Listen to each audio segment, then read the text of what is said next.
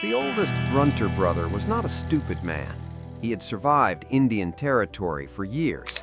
He had killed men. He had outrun marshals. He knew how an ambush worked because he had built this one himself. The ground, the angles, the numbers. 3 armed men, 1 lawman, miles from anyone who could help. He looked at Bass Reeves standing in the middle of that clearing and felt something he hadn't felt in a long time. Certainty. End of the road, lawman. You're not riding back to Fort Smith today. Bass Reeves didn't reach for his guns, didn't back up, didn't say a word at first. He reached into his coat, slowly, carefully, the way a man moves when he wants everyone watching to understand that he is not a threat, and pulled out a folded piece of paper. He held it out toward the oldest brother. His voice, when it came, was quiet, almost apologetic. "I can't read, never could. My eyes don't work right anyhow.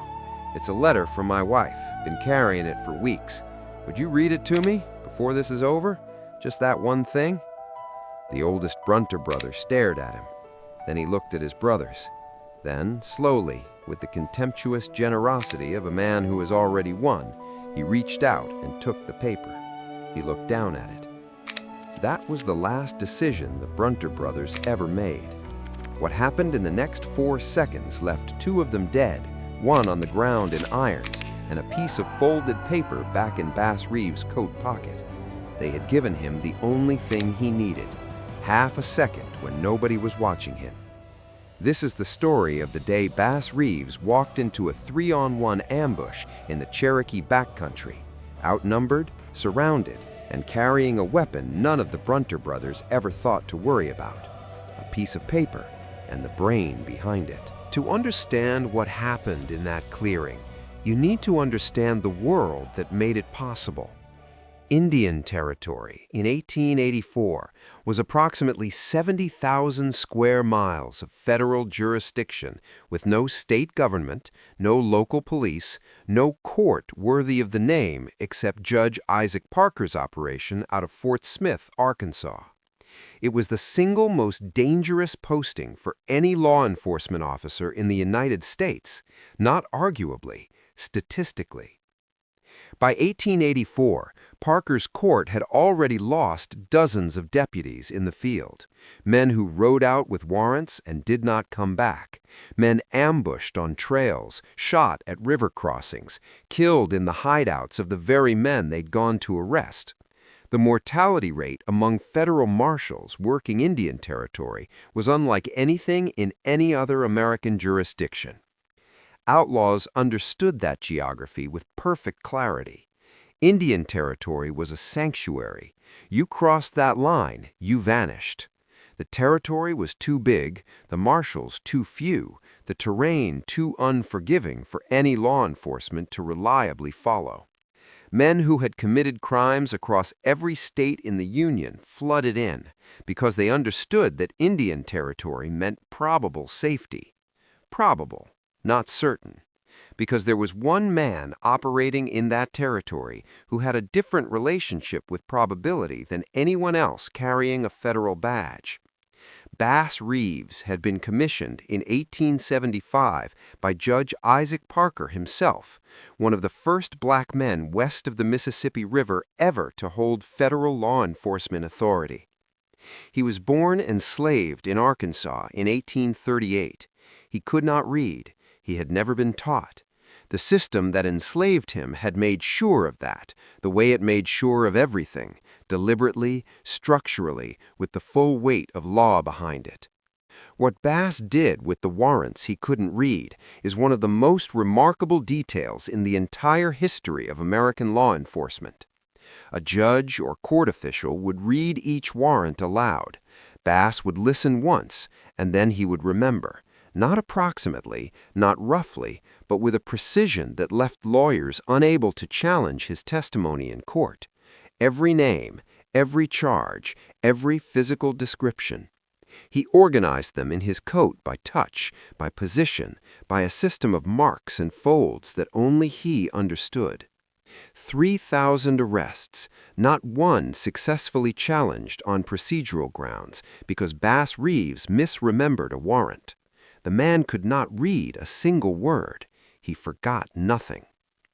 By 1884, 9 years into his career, Bass had built a record that made other marshals uncomfortable to discuss because it made their own work look ordinary. Hundreds of arrests, not one prisoner lost, not one wound on his body, despite having his hat shot from his head in one gunfight and his belt shot through in another.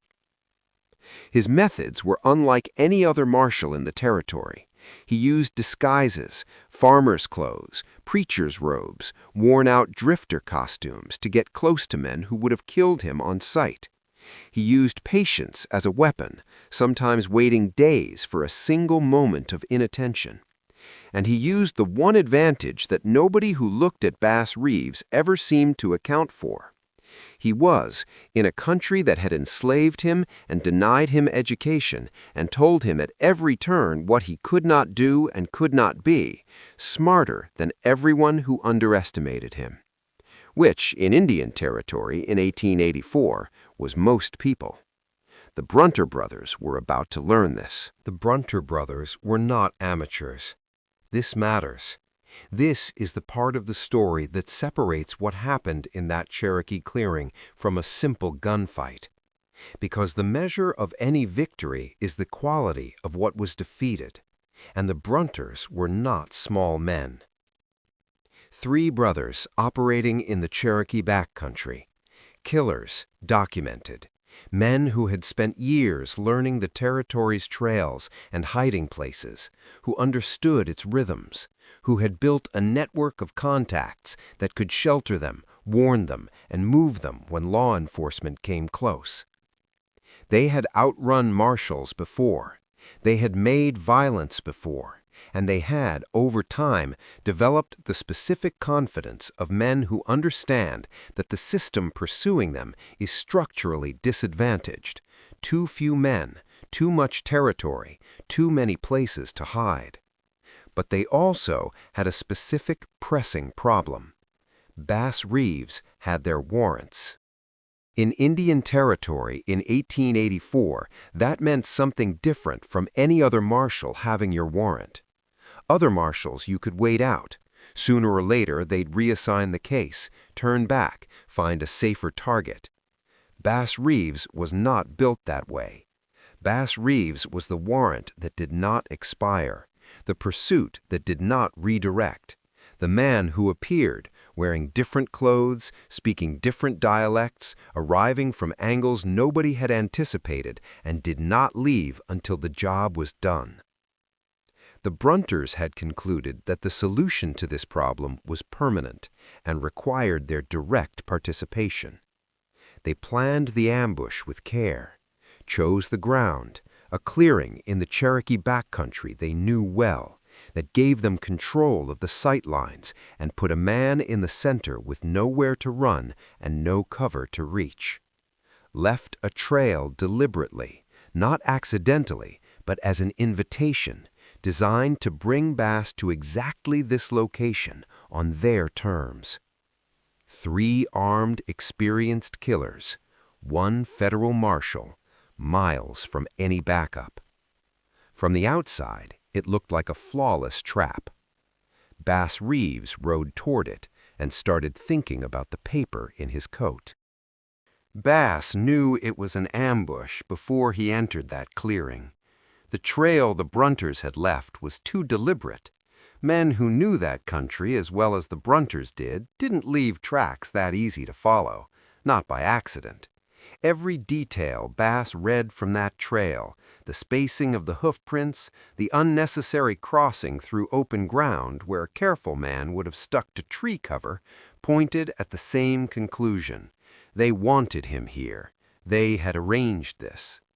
He rode toward it anyway, because Bass Reeves had a different understanding of ambushes than most men.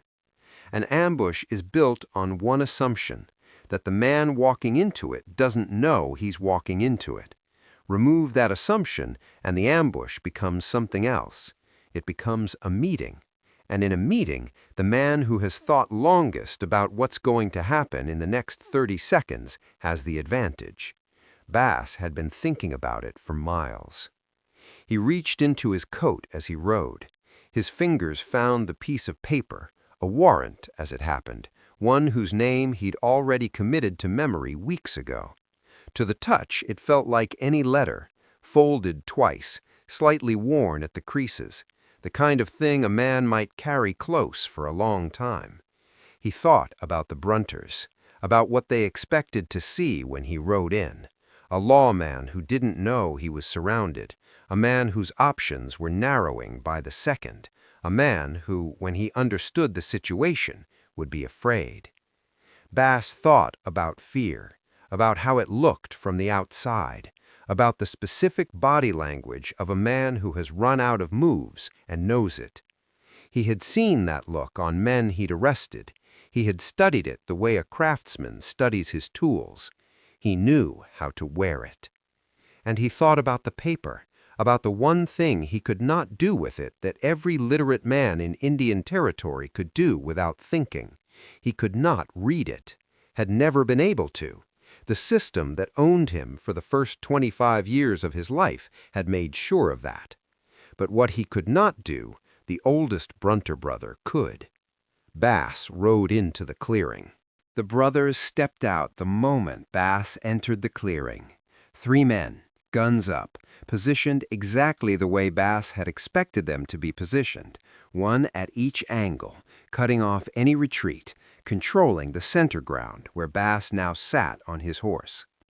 The oldest one spoke.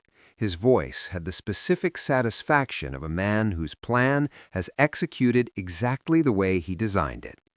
"End of the road, lawman. You're not riding back to Fort Smith today." Bass dismounted slowly, hands visible, movement telegraphed. Everything about his body communicating the same message. "I understand what this is. I am not going to do anything sudden." He reached into his coat. Every gun in that clearing tightened, but his hand came out with nothing but a folded piece of paper, held between 2 fingers, offered outward like something that mattered. His voice, when it came, was something the oldest Brunter brother had not expected to hear from Bass Reeves. "I can't read. Never learned. My eyes aren't much good anyhow." He extended the paper further. "It's from my wife. Been in my pocket 3 weeks, and I never got anyone to read it to me. Would you do that before this is over? Just that one thing." Silence in the clearing. The oldest brother stared at Bass, then at the paper, then at his brothers, and in that glance passed the unspoken communication of men who have planned something together and are now watching it arrive exactly as expected. "Look at this. Look at what we've reduced him to." He reached out and took the paper.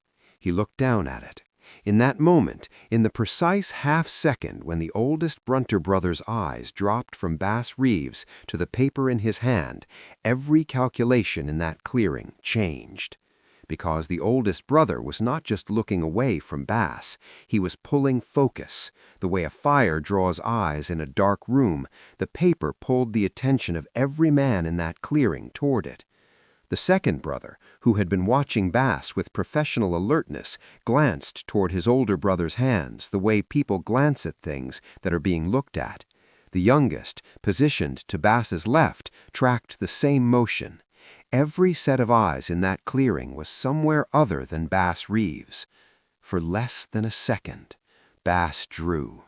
The cross draw, handles forward, both hands moving in the single fluid arc that Bass had practiced until it lived below the level of conscious decision, produced 2 shots in a sequence so compressed that men who described it afterward struggled to say whether they heard 1 sound or 2. The oldest brother was hit before he finished processing that something had changed. The second brother, who had his weapon up, who had been technically ready, was hit before the sound of the first shot reached him. The paper fell.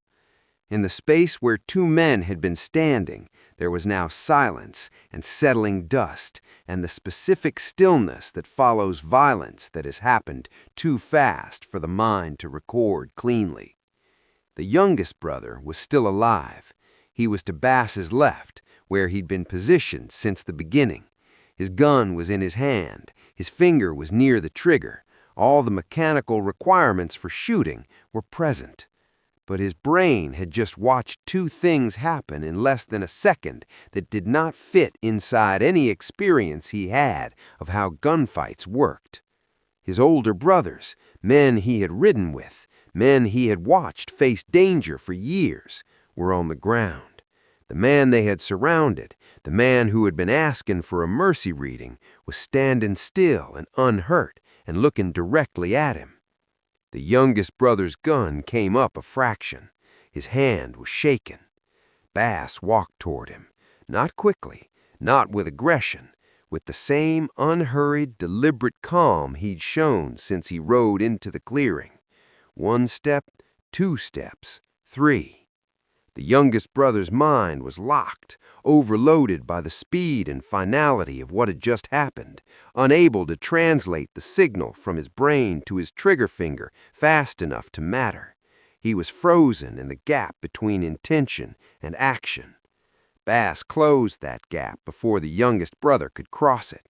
His left hand found the barrel of the Colt, redirected it. The gun discharged once, into the dirt, harmless, the sound of it swallowed by the clearing. And then Bass brought the grip of his own revolver down in a single controlled arc. The youngest Brunter dropped. The clearing went quiet. Bass stood in the middle of it, breathing normally, unhurt, exactly as he had been when the brothers made their offer. He looked at what was in front of him. 2 dead, 1 unconscious and breathing, alive because Bass had decided that controlled was better than final, that a prisoner delivered to Parker's court was worth more than a third body draped over a horse. He holstered his weapon, walked over to where the paper had fallen, picked it up, looked at it the way a man looks at a tool he has finished using. Then he tucked it back into his coat. The youngest Brunter was coming around, consciousness returning slowly, the way it does after a blow. First sounds, then pain, then the gradual, terrible understanding of what had happened and where he was. Bass crouched down, looked at him with the expression of a man who has something to say and has taken his time saying it. "You want to know what was in that letter?" The youngest brother blinked at him. "Your warrant, your brother's warrant, his warrant." Bass stood up. "I had your names in my coat before I ever rode into this clearing." He began the paperwork. When Bass Reeves rode back into Fort Smith, he had 3 men with him, 2 draped over horses, 1 in irons, with a fresh bruise and a look on his face that men who processed prisoners described for years afterward. The specific expression of a man who is still trying to understand how he ended up here. Bass filed his report, precise, complete, every detail documented with the care he brought to all his work, not as a formality, but because Bass understood that the paperwork was where the law actually lived. The gunfight was the emergency. The paperwork was the point. Judge Parker reviewed it.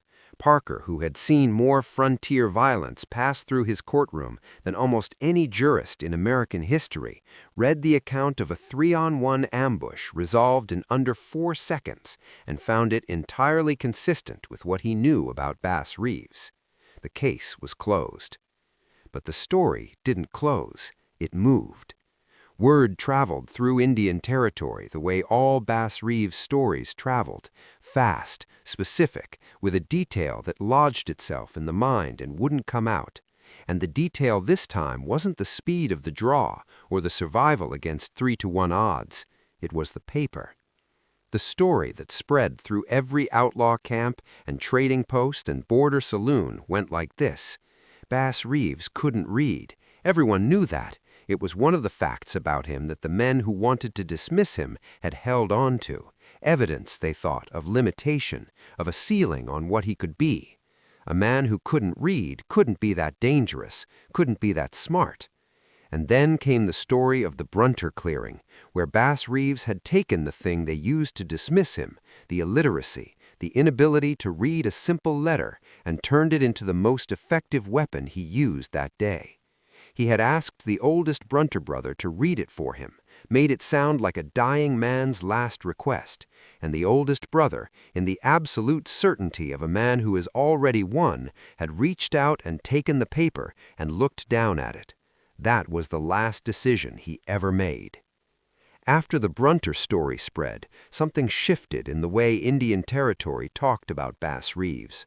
The respect had always been there, the fear had always been there, but this added a dimension that changed the texture of both. You couldn't prepare for him. That was what the story communicated, underneath all the specific details. You couldn't prepare for a man who fought with everything simultaneously, the guns, and the terrain, and the psychology, and the manufactured moment, who saw his own limitations with perfect clarity and immediately understood how to make them into advantages, who carried his warrants in a coat organized by touch because he couldn't read them, and whose memory of every name and charge on every one of those warrants was more reliable than any written record. The message that moved through Indian Territory after the Brunter clearing was simple. If Bass Reeves has your warrant, the only question is whether you come in on your feet or on your horse. Bass Reeves retired from the U.S. Marshals in 1907. 68 years old, 32 years of service, more than 3,000 arrests, 14 men killed in self-defense, his hat shot from his head, his belt shot through, not one wound on his body, not one prisoner who escaped his custody, and a piece of paper that ended a 3-on-1 ambush in 4 seconds. The statistics are extraordinary, but statistics don't tell you who Bass Reeves was. What tells you who he was is the specific shape of how he won, not just with speed, not just with accuracy, but with the understanding that every situation contains a moment, and that the man who has thought longest about where that moment will come is the man who controls what happens when it arrives. His obituary in the Muskogee Phoenix called him absolutely fearless and knowing no master but duty. The Muskogee Times-Democrat wrote that in the early days, when the territory was overrun with outlaws, Reeves would herd into Fort Smith, often single-handed, bands of men charged with crimes from bootlegging to murder. Single-handed. The word appears again and again in the historical record, not because Bass was reckless, because Bass was prepared for situations that required him to work alone, and had developed a methodology for winning them that nobody in the territory had an answer to. Now understand what Bass Reeves actually was underneath the record. He was born enslaved in 1838, the property of another man legally, denied education, denied literacy, denied every formal tool that a society uses to measure intelligence and capability and worth. The system that owned him was specifically designed to prevent him from becoming what he became. He escaped during the Civil War, walked away from the man who claimed to own him, and disappeared into Indian Territory.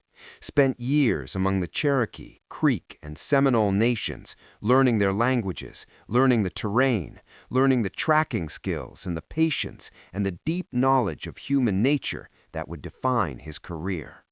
And then, for 32 years, he did something that the society which had enslaved him had never intended for a man like him to do.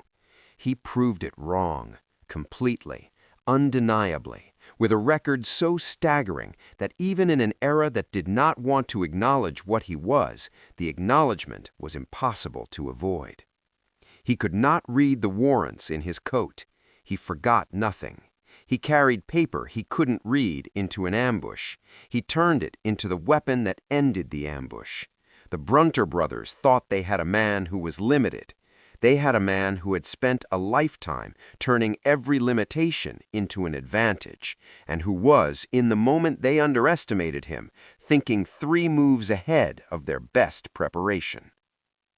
In 1933, a radio program premiered that would become one of the most beloved entertainment franchises in American history. A masked lawman riding through the frontier with a native companion. Disguises, Warrants, a code of justice that bent for nothing and no one. A legend so complete that outlaws surrendered at the sound of his name. The Lone Ranger. The creators called it fiction, an original American archetype. Historians and Bass Reeves' own descendants mapped it differently. Detail by detail, the life of a black man born into slavery in Arkansas onto every defining element of that character. The jurisdiction, the companion, the disguises, the code, the name that worked like a warning. They took his story, changed his face, gave his legend to a man in a mask, and called it imagination. Bass Reeves was not imagination. He was a man who could not read, who remembered everything, who was told what he could not be and became the best there ever was at it anyway, who walked into a 3-on-1 ambush carrying a piece of paper he couldn't read and used it to take apart 3 armed men in 4 seconds, then crouched down next to the one survivor and told him exactly what had been in it all along. Your warrant, your brother's warrant, his warrant. I had your names in my coat before I ever rode into this clearing. That is Bass Reeves. Not the man history tried to erase, the man history could not erase, no matter how hard it tried. Because you cannot erase 3,000 arrests. You cannot erase a piece of paper that ended an ambush in 4 seconds. You cannot erase the truth of a man who turned every weapon they used against him into the thing that made him untouchable. Bass Reeves didn't ask history to remember him. He just did the work. Every single day, for 32 years, in 70,000 square miles of the most dangerous territory in the country. The record remembers itself. If this story hit you, if Bass Reeves made you feel something real, hit that like button right now. Not for the algorithm, for Bass, because this man spent 32 years being the best at the most dangerous job in America, and history gave him a footnote. Subscribe if you want more stories like this. True black history, true Western history, the American story that actually happened, the parts they left out of every textbook you were ever handed. Drop a comment. I want to know one thing. When Bass crouches down and tells the youngest Brunter what was really in that letter, what does that moment tell you about who Bass Reeves was? Was it justice? Was it a warning? Was it something else entirely? Tell me. Turn on notifications, because next up is Bass Reeves and Bob Dozier, the one outlaw who ran from Bass for years, who had outrun every other marshal in Indian Territory, who genuinely believed he could stay ahead forever.